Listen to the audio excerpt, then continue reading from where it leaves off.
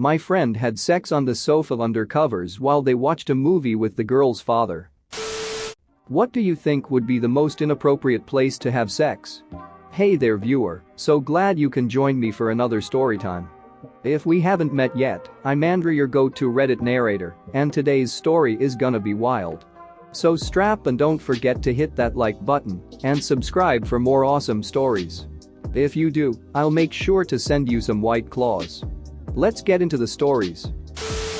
There's a reason Notre Dame caught fire last year. In the sky tubes from Chuck E. Cheese. But the balls stay in the pit. That scene from the ending of Dr. Strangelove where he is writing the atom bomb. On the dropping atom bomb, I'd guess. On the Pope's coffin, during the funeral television broadcast. Depending on the type of sex, it could get even more sacrilegious.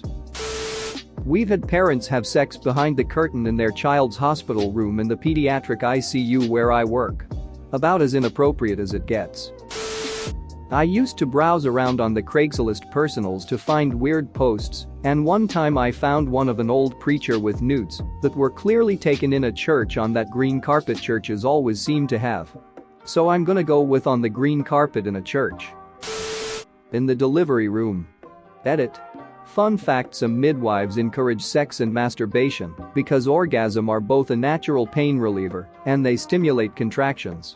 I believe that is only before the water breaks though. Then nothing can go in because of the risk of introducing bacteria. On the witness stand in the middle of court. Edit. Some of you have brought up a great piece of history known as the impotence trials, where a woman could divorce her husband if he wasn't able to get it up in front of people in court. I just want all of you to think what it would be like to be a court stenographer during such trial.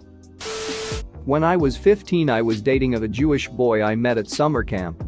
He took me to his synagogue and we snuck away from the others, went upstairs into a broom closet, and I let him finger duck me.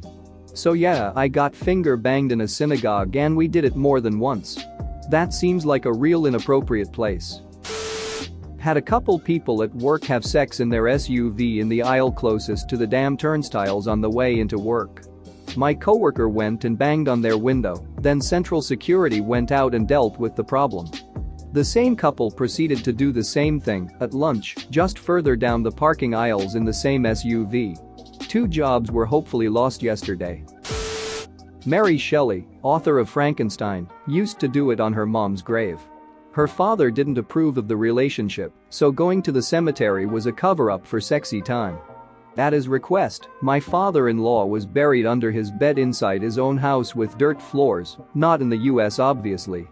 His son has since taken over the house and bedroom and has multiple children all fathered over, well, his father.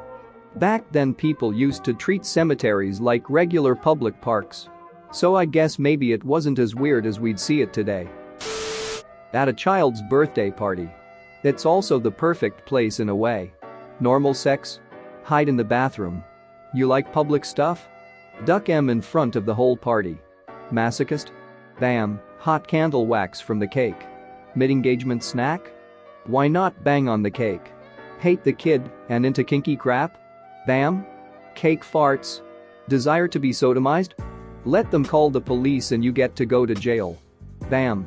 Perfect place, albeit inappropriate. No one will see this, but my wife and I had sex under a Sonic the Hedgehog basketball game in an arcade once. Edit. Oh god, people saw this. Well, here's another tidbit. At one point someone dropped a basketball and it rolled underneath, and we were almost caught, but thankfully the person didn't notice when they picked up their ball. It was like pitch black dark under there. That was like 5 years ago now.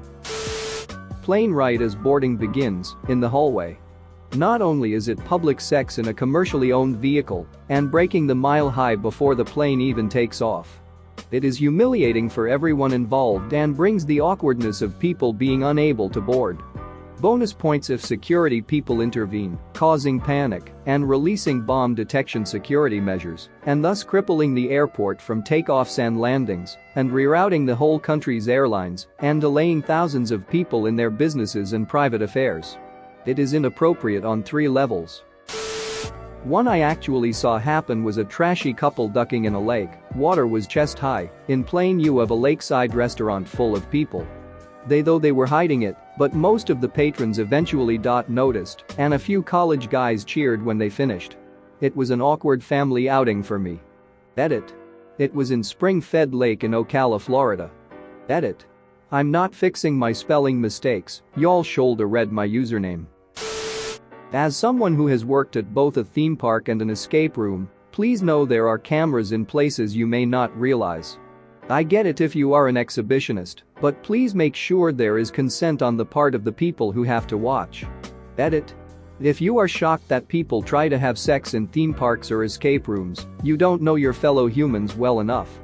If you are giving me stories of your exploits, good for you. If you are saying exhibitionists shouldn't get consent from the people who are forced to watch before they engage, then you have to come and clean it up afterwards instead. Edit 2. Don't kink shame. There is nothing wrong with exhibitionism, just don't be an asshole with it. The couple had been trying to get pregnant for some time. After a thorough exam, the doctor said, "We can't find anything wrong with either of you biologically speaking. However, I have known cases where simple stress got in the way of conception. Your bodies know what to do. It's really important for you to relax and make sure to make love when the mood strikes." Sure enough, the couple was back 6 weeks later, and the test was positive. It was just like you said, Doc. One night at dinner, I caught her eye and we just knew the time was right then. We did it right under the table. "I told you your bodies knew best," replied the doctor. "Of course, we can probably never go back to that restaurant again," the wife added. I'd say a children's movie just because it's probably the most feasible Earl. You can very easily get caught at a funeral or school, and while you can still get caught in a theater, the likelihood of being caught is less so compared to the others. Plus, I've had it happen. I was in HS with my girlfriend, and we went to see Monsters vs. Aliens because we were bored and the movie was cheap. The theater wasn't packed, but there was another couple closer to our age that sat in the back, and the dude spent a good chunk of the movie fingering his GF. Super ducked up to do that in a kid's movie. Thankfully, the movie was kind of old at that point, and there were only a few families in the theater who all sat up front, so none of them hurt, I don't think. I get why as a teenager you'd want a cheap thrill, and picking a movie that's been out long enough that most people won't be in it isn't a bad idea in and of itself, but don't pick a kid's movie. That's just wrong. It's not a hyperbole like the rest of this, but people need to stop ducking in restaurant kitchens. You don't duck in the kitchen. You duck in the stockroom. I used to work at a fast food joint. We had 4 girls working with us. The manager ducked all 4 in the cold room. We didn't have a stock room per se, and the cold room didn't have CCTV. He ducked on a rotational basis. That was ducked up on so many levels. Edit. This is a chain fast food in Australia. These girls were new international students, and they had huge loans back home. They couldn't afford to lose hours even for 1 week. And this was and still is pretty common for this company stores and some others fast food chains. EDIT2. Few of you are asking which fast food brand was it. I will give you an obvious clue. It's adjacent to Hungry Jack's in Bondi Beach. And the name start with O. Not that particular store though. I was talking about Brighton Beach store. Elementary school hallway. Mrs. Crabapple and Principal Skinner were in the closet making babies, and I saw one of the babies and the baby looked at me. Ralph Wiggum. I always thought it was just an indicator on how stupid Ralph actually is, being that he gives such a dramatically different and scandalous account of what he saw. Yes, a comment on the unreliability of children's testimony because they tend to embellish or simply record memories that aren't accurate. When I was in grade 6, my friend and I pulled aside a younger kid and told him we were aliens and that we were going to destroy this planet and he could come with us or stay and perish. He asked if his family could come. We said no. He cried and went to a teacher. The teacher approached us and said very nonchalantly, "Chris says you guys told him you are aliens and are going to blow up the earth and that you choked him until he couldn't see that. That didn't happen, did it?" And we reacted like, "What? No, of course not, Mrs. Lutensky." And she walked away. I have no idea where the choking accusation came from, but it destroyed his credibility. My brother once got in trouble for allegedly threatening to turn other kids into robots. The vice principal, who I later found out had a doctorate in psychology, although he never made anybody call him doctor, told my mom and the other kids' mom that the school would act swiftly if it saw any new robots wandering around the school grounds. But otherwise that it would defer any punishment until robots became more of a problem. Thanks for watching. What did you think of the story time? Let me know in the comments below.